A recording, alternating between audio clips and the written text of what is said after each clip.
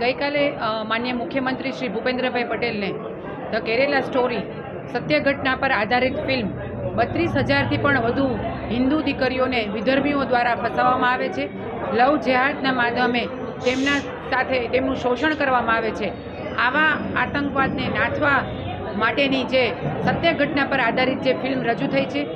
એ film વધુને વધુ દીકરીઓ જોવે, વધુને વધુ આ ફિલ્મનો બહોળા પ્રમાણમાં પ્રચાર પ્રસાર થાય એ બાબતે માનનીય મુખ્યમંત્રીશ્રીને રજૂઆત કરવામાં આવી છે કે ધ કેરેલા સ્ટોરી ફિલ્મને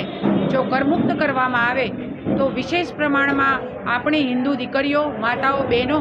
અને સર્વજનો આ વધુને વધુ આ ફિલ્મ જોઈ શકે અને આ લવ જેહાદની જે ઘટના બની છે એ લવ જેહાદની ઘટના આવનારા દિવસોમાં ન બને. આવનારા દિવસોમાં આવી કોઈ પણ બેન દીકરીઓ આવ્યા આતંકવાદ સામે ફસાઈ ન જાય અને એનો ભોગ ન બને એ માટે આ ફિલ્મનો વધુને વધુ પ્રચાર પ્રસાર કરવા માટે, એમને કરમુક્ત કરવા માટે ભલામણ વિનંતી માનનીય મુખ્યમંત્રીશ્રીને કરવામાં આવી છે. ગુજરાત પહેલેથી જ ખૂબ જ સુરક્ષિત રાજ્ય છે. ગુજરાતમાં દરેક મા બેન દીકરીઓ ખૂબ જ સુરક્ષિત છે. કેરેલા પણ ખૂબ સમગ્ર ભારતનું ખૂબ સુંદર અને ખૂબ જ પ્રકૃતિ ધરાવતું સુંદર રાજ્ય છે, પરંતુ ત્યાં આ રીતે આવા આતંકવાદ ન થાય અને ભવિષ્યમાં આવા આતંકવાદનો ભોગ બહેનો દીકરીઓ ન બને એ માટે થઈને આ ફિલ્મનું નિર્દેશન કરવામાં આવ્યું છે. કેરેલા સ્ટોરી પિક્ચર જે આવ્યું છે અને અમારા જાગૃત ધારાસભ્ય દર્શિતાબેને સરકારમાં ખૂબ રજૂઆત કરી છે કરમુક્ત કરવાની, અને સરકાર ખૂબ પોઝિટિવ વિચારે છે અને આગળ આવશે એવી અમને આશા છે.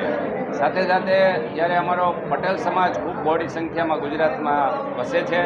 ત્યારે હું ખોડલધામના માધ્યમથી કેરેલા સ્ટોરી પિક્ચરને સમાજને વધુમાં વધુ લોકો એનો લાભ લે એના માટે અમે હવે પછીની કેમ્પ કરી અને વધુ લોકોને પિક્ચર બતાવવાના અને બહેનોને જાગૃત કરવાનું કામ અમે ખોડલધામના માધ્યમથી સુંદર મજાનું કરવાના આયોજન કરી રહ્યા છીએ. અને કેરેલા જે સ્ટોરી છે એ બહેનોની જે કંઈ સુરક્ષા માટે જે કંઈ પ્રોબ્લેમ છે સરકારમાં રજૂઆત છે એ બધી પણ અમે એક ધારાસભ્ય તરીકે અમે રજૂઆત કરેલી છે અને હવે પછી આવા બનાવ ન બને એના માટે પણ સરકાર ચિંતિત છે. જ્યારે અનમેચ્યોર ઉંમર હોય દીકરીઓની ત્યારે આવા બનાવ બનતા હોય છે અને એની સમજ એને જ્યારે એની મેચ્યોરિટી આવે ત્યારે એની ભૂલ સમજાતી હોય અને એને જ્યારે પાછી એની ઘરે આવવાના પ્રયત્ન પણ કરતી હોય ત્યારે પોલીસ અને સામાજિક સંસ્થાઓ ખૂબ એમાં આગળ છે અને વધુમાં વધુ દીકરીઓને પાછી લઈ આવવાના પ્રયત્ન પણ કર્યા છે અને એમાં સરકારને અને પબ્લિકને ખૂબ સફળતા પણ મળી છે.